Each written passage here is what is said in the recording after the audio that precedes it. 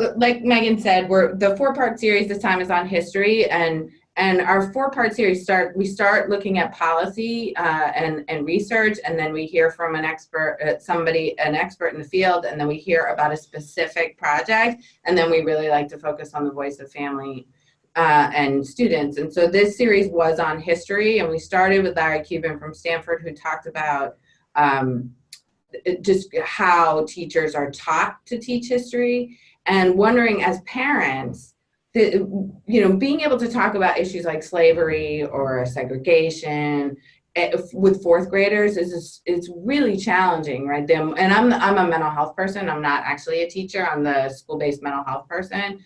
So part of what I think about is the emotional complexity of trying to help kids understand this kind of ugly parts of our history. What was that like as a parent to be supporting or watching your child go through this whole process? Waking up to what the United States could be like.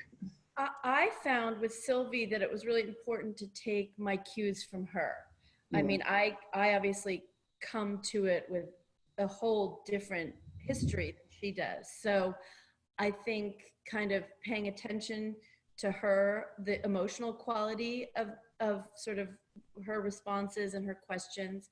And in the end, she really got it. And I felt that, DJ and I and the parents, we weren't really privy to too much of, how the content was delivered. But I think, the way it begins at the beginning of 4th grade, I know she didn't really speak to this, but this idea of being a social scientist, they're primed.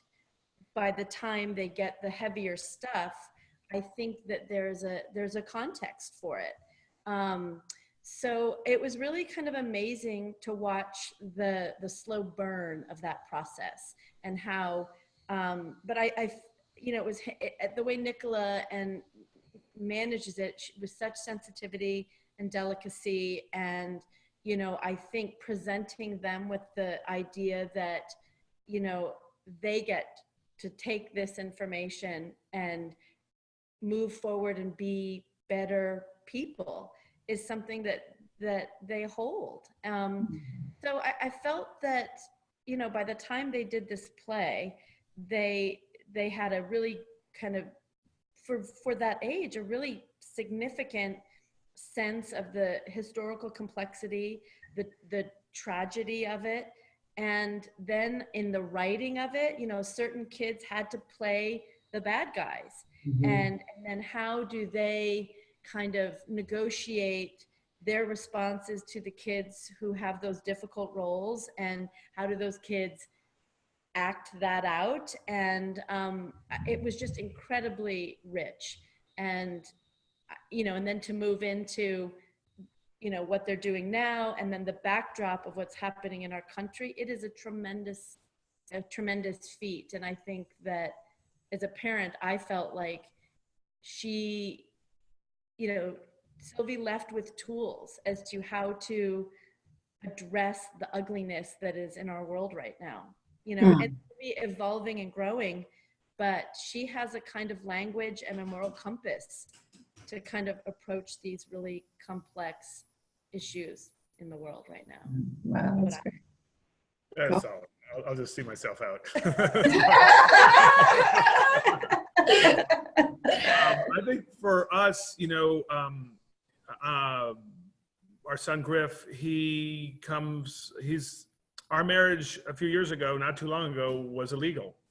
And so for us being very aware that we're raising biracial kids in the world today, with things going on in the world today, I think on a personal level, topics that we'd already started discussing in our house, because they directly affect our house, were supported at school. So just even in terms of values and structure and the way that you want school and home to complement each other, this project really so spoke to the things that we had always talked about with our kids. I remember from a very early age, Griffin was aware of Rosa Parks' bus and where it was.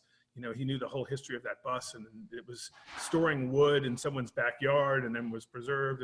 And so I think, he was born as with Sylvie, under, you know, I think a week after he was born, Obama was inaugurated, and that picture of Obama sitting on that bus is like the greatest picture in the world. And so I think this project and seeing that, yeah, maybe you can't change the world, but you can change your corner of it. That philosophy that my wife and I've always instilled in our kids at home is to see that presented at school and to see it complimented was incredible.